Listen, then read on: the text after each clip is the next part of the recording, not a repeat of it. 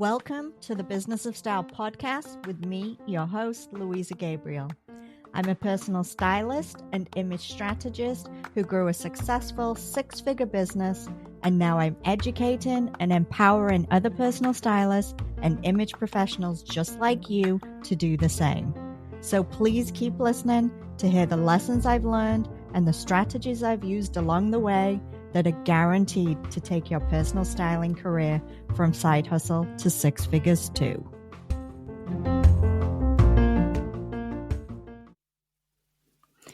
I thought for today's episode, we'd do something a little bit different. So rather than me just talking about one general topic about the business of style, I thought I would answer some of the most common questions that I get asked by people. As you can imagine, I get asked a lot of questions about how to become a successful stylist. So I picked out some of the most common questions that people ask me, and I'm going to be answering them for you today. So let's dive in. Number one is, what's the most important thing that I need for my website? This is a question that comes up a lot. I've done episodes before about websites and things that you need, but people do ask me, what is the number one thing? What is the most important thing for a website? And the answer is SEO. It's not a homepage. It's not photographs of you working with clients. I mean, yes, you do need these things, but if your website doesn't have SEO, and that's search engine optimization, if you're not familiar with that term, if you don't have SEO for your website is really pointless. So you can spend hours and hours creating this amazing looking website with all these graphics and videos, and it just looks absolutely stunning. But if you haven't actually applied any search engine optimization strategies to your website, all that work is a waste of time, because all it means is that unless somebody has the link to your website, people are not going to find it. Google is not going to rank it. Bing is not going to rank it. ChatGPT is not going to recognize it. So all these kind of ways that you are going to get your website in front of people and get it recognized, they're just not going to happen if you don't have good SEO. So that's the number one thing that I recommend for anybody's website, is really focus on your SEO. Make sure that it really is optimized. And if it's something that you can't do yourself, it's definitely worth putting that money in and having an expert actually do the SEO work for you. So that's question number one that I've been asked it many times before. So another question that people ask me is, do you have to live in a big city to really be a successful stylist? And I think in the past, yes, there has definitely been more opportunities when you do live in a city and there's lots of people, more opportunities. But the world has definitely changed. And what I find is that living in a small town is actually more beneficial sometimes than living in a big city. In a small town, there's less competition. There may not be another stylist at all in the town where you live, or even in surrounding towns. Or there may be one or two, but potentially they would have a different niche to you. So the competition isn't there like there is in a big city. So if this is one of the reasons that is holding you back from becoming a stylist, which I find it is one of the most common reasons people don't pursue a career in styling, it shouldn't, okay? This is not something to stop you becoming a stylist. And if you already have a styling business and you're living in a small town, it won't stop you from being a successful stylist and hitting those six figures. Okay. It's all going to be about the strategy and the approach that you take to marketing, because it is going to be different. And maybe I'll do an episode in a few weeks about the different strategies that you can use if you do live in a small town. But no, the answer is no. You do not need to live in a big city to be a successful stylist. You can live absolutely everywhere. And as we know, with virtual technology now and virtual styling becoming popular, there are no geographical limitations when it comes to a career as a stylist. So this next question is something that I do get a lot. So the question is, do you really need to have a niche? Do you need to have a niche for your business? People tend to think that if you don't have a niche and you just have a general styling business where you work with men, women, you work with 21-year-olds all the way through to 80-year-olds, that you do career styling, you do special event styling. You have this general business, and rather than a specialized niche, that it's going to mean that you can find more clients. And I can see why people think that. But the problem is when you don't have a niche, you don't have a way of focusing your messaging. And you don't have a good way of being actually able to reach potential clients, because the messaging that you're going to want to send to a young 21-year-old who is maybe just, starting off on their career, and that is what they want to focus on. The messaging is going to be very, very different for a person like that than if it's somebody who is in their 80s and they're just looking for, upgrade their style. So in order to really focus your business and focus your marketing, you really do need to have a niche. You cannot be a stylist to everyone. And it is a big mistake that I see stylists and image consultants make, is trying to be that stylist and trying to cast that wide net in the hopes that it means that they're going to bring in more clients. But it doesn't really work like that. Now, if you are just starting out in your business, you might not have a clear direction of any kind of specialty, but you want to start thinking about it. The sooner that you can get it narrowed down and get that focus and figure out who it is you want to work with and what exactly you want to do, the better it is going to be for your business, and the sooner you're going to get clients in. So if you've been questioning and wondering whether you really do need to have a niche, the answer is yes, absolutely. So focus on it and figure it out as soon as you possibly can. And if you have been a general stylist for a while now and business it's ticking along, but it's not really giving you enough money and income, start the niching process now. Start thinking about it now. Doesn't matter when you do it, just as long as you actually do it and start focusing your business. The next question I get a lot is, what's the best social media platform for stylists to be on? Now, there are so many social media platforms out there.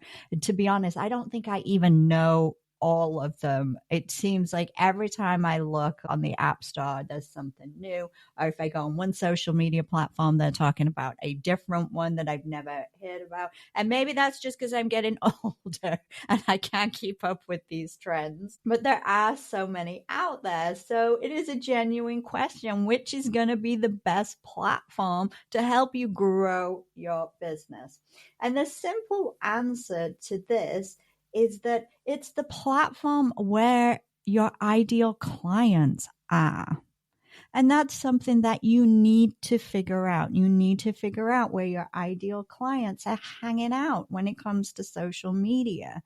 If your ideal clients are all on TikTok because you're focused on a much younger demographic, then why are you wasting your time posting things on Facebook? Or, different way around. Maybe you have a more mature, older demographic that aren't typically on TikTok? Why are you spending all this time creating all these videos for TikTok, which we know is a full-time job in itself? Why are you doing that when it's not actually reaching the people that you want it to reach? So I cannot sit here and say, you know what, TikTok is the best or Instagram is the best. It all comes down to who your target clients are. And you need to figure that out and go spend your time wisely. That's what it's all about. Most important thing you can do in your business is spend your time wisely. So stop trying to cover every single social media platform and focus on the ones that make sense. And to be honest, you don't even really have to be on social media. So if you are that stylist that is living in that small town and you're focusing on the people, your neighbors, your community, social media isn't necessarily the way that you're going to connect with them, because you're going to want to connect with word of mouth marketing or actually being present within your community. That's going to be a much better way for you to actually connect with potential clients. So don't think that you, just because social media is there and it is a tool, that you have to use it, okay? Because it does take a lot of time to be creating all that content. So if that's not how you're going to be able to reach potential clients, don't waste your time on it. But if you are on social media, you are going to use it, find the platform where your ideal clients are. And that kind of leads me into the next question kind of nicely, because I often get asked if I could give people one bit of advice when it comes to marketing their business. What is that one bit of advice? And I think you probably already know, if you are a listener, a regular listener of this podcast, you probably know what I'm going to say. But the most important piece of advice I can give you when it comes to marketing your business is figure out who your ideal clients are. Get to know them. Get to know everything you possibly can. Get to know which social media platforms that they are on. Get to know what their general income levels are. Get to know how they're spending their free time. Get to know where they get their information from, and target your marketing activities around that information that you have collected. The more you know about your ideal clients, the easier it's going to be to reach them. So that is my number one piece of advice when it comes to marketing your personal styling or image consulting business. Focus on your ideal clients and really get to know and understand them. All right, so moving on. And this question also kind of ties in with the past couple of questions, which is, what's the best lead magnet for stylists? Now, I'm sure you're probably familiar with a lead magnet, something that you create, you give out for free to actually get information from potential clients. So you give them something for free, they give you their email address or their phone number, and then you can build a relationship with them. It's a lead magnet. So which is going to be the best for personal stylists to actually use? Well, there are so many different possibilities when it comes to lead magnets. You can use videos, you can use free trainings, you can use guides. There's just so many out there. And the best lead magnet for you is going to obviously be based on who your ideal clients are. So once again, it ties back in to knowing who those ideal clients are and understand them. So if your ideal client is a busy working mom that has very little time, having some kind of free training that lasts for 2 hours is probably not going to be the best lead magnet, because when is she going to have time? You know, when are they going to have the time to actually sit down and watch it? And especially if you're doing these live events too, that can make it even more impossible for somebody that has limited time because of work and family commitments. So when you're creating your lead magnet, the best thing you can do is really think about who your clients are and what is going to be of value to them. And that's what's going to lead you into creating the best lead magnet that is going to convert for you. It's going to work. People are going to want. So I know it kind of seems like I never give a specific answer. I think people do ask me questions and they expect me to be like, oh, you know what? You just need to go ahead and, spend your time on Facebook. Just go ahead and do that. And when I don't do that, I always feel like people can feel a little bit disappointed. But the truth is, there is no one set answer for everybody. Every personal stylist is different. Every business is different. And every potential client is different. So we really do have to target. So you can't get a very clear answer of whether you should be on Facebook or Instagram. Okay. All right. So let's move on to another question that I get asked. And that is, do I need formal training to be a stylist? Now, you might think that I'm automatically going to say yes because I have a training academy for stylists, but I'm not just going to say yes because of that. The truth is, you don't need formal education to become a stylist, and you don't need formal education to be a successful stylist. But you do need knowledge. And you do need set skills. It's like with any job, there are skills that come within that job that you really do need to learn. Now, it doesn't mean that you have to learn them in a formal way by taking formal courses. It is something that you can learn yourself if you want to.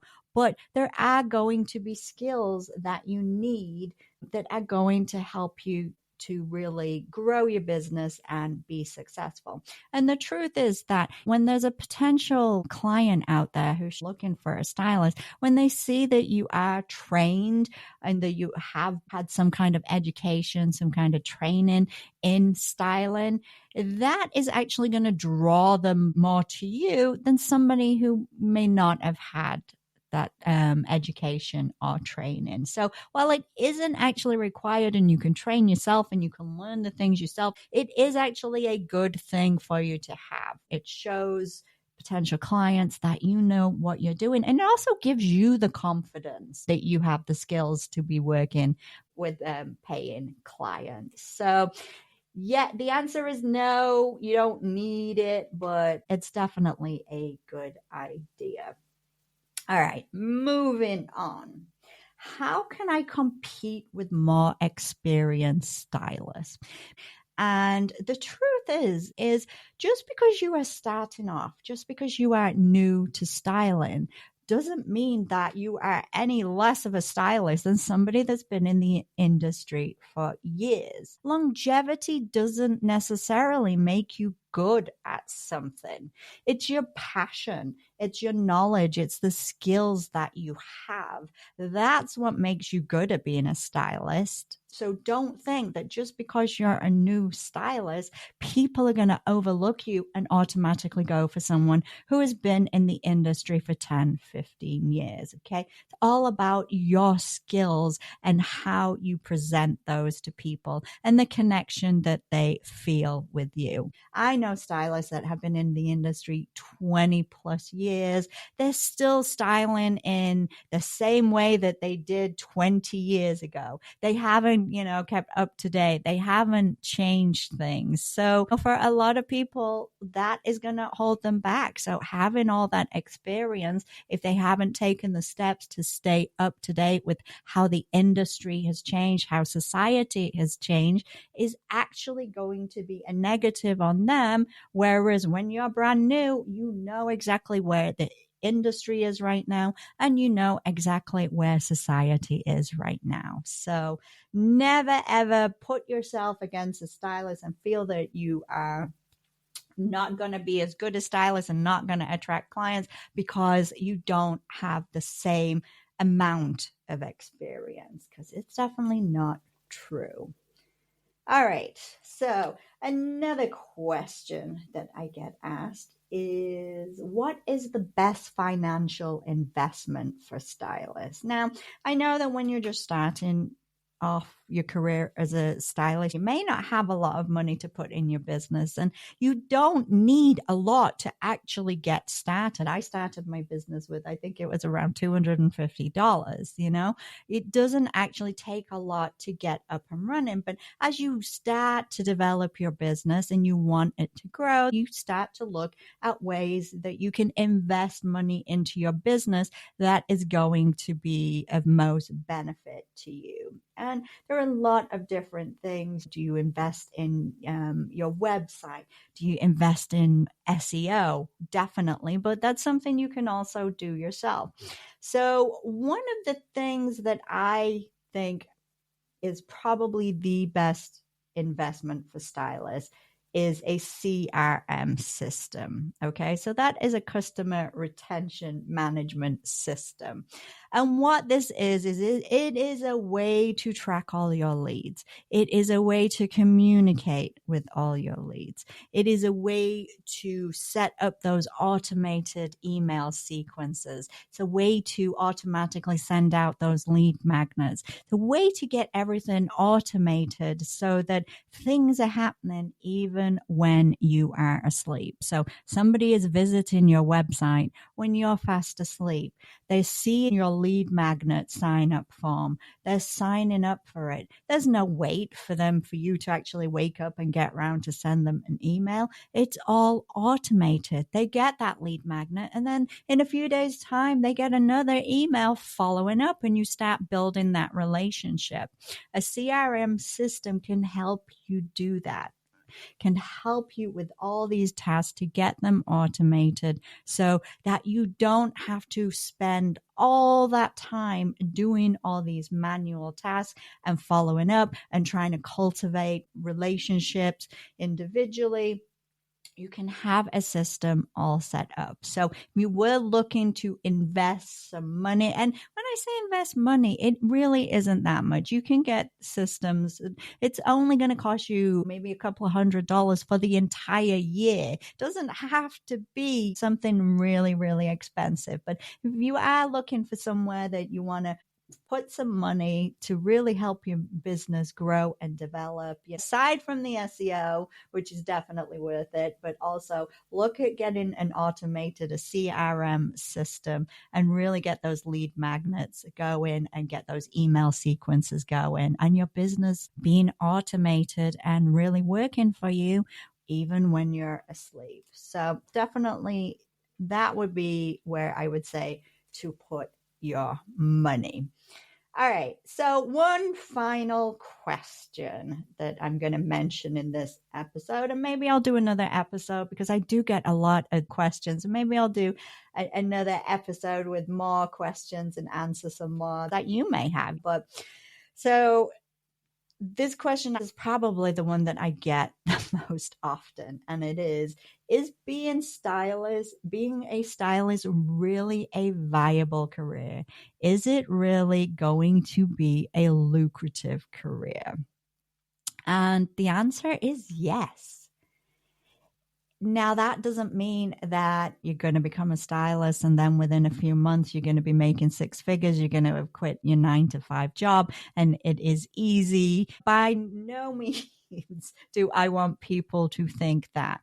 But if it's something that you really love, you really have that passion for, and something that you really want to do, it absolutely can happen for you. And the good thing is, with technology we've got all the videos on YouTube, we've got all different training platforms, we've got podcasts like this. There are tools out there that can actually help you turn that dream into a reality and help you with the business side of becoming a stylist, because it isn't just about having those skills and that passion for styling and image consultant. A lot of it is that business development side, but the tools are out there to really help you. So it is possible. Okay.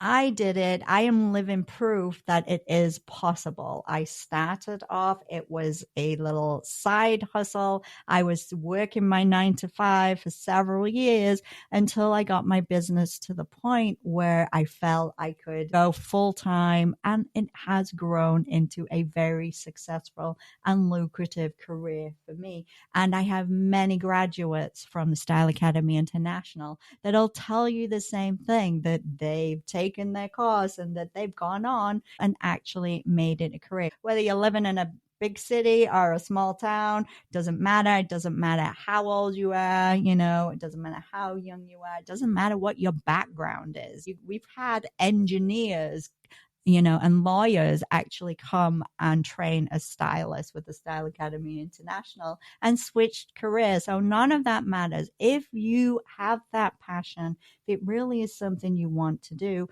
then absolutely you can make money being a stylist as long as you're willing to put in that hard work and really make it happen for yourself. But today, there are no restrictions. It has become a legitimate career and a very viable career for anybody who loves fashion and loves style. So I'm going to end it there on that question. Like I said, maybe I'll do another episode like this. So if you have some questions about being a stylist, becoming a stylist, anything business related, then feel free to send me an email and I'll definitely feature it in an upcoming episode. So thank you once again for listening to the Business of Style podcast, and I will catch you on the next episode.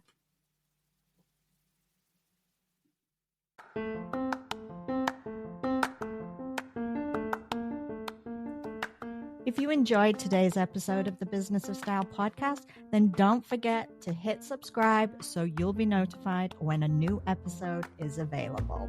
And of course, if you're looking for additional training and resources to help you in your career as a personal stylist, then be sure to visit my website, styleacademyintl.com.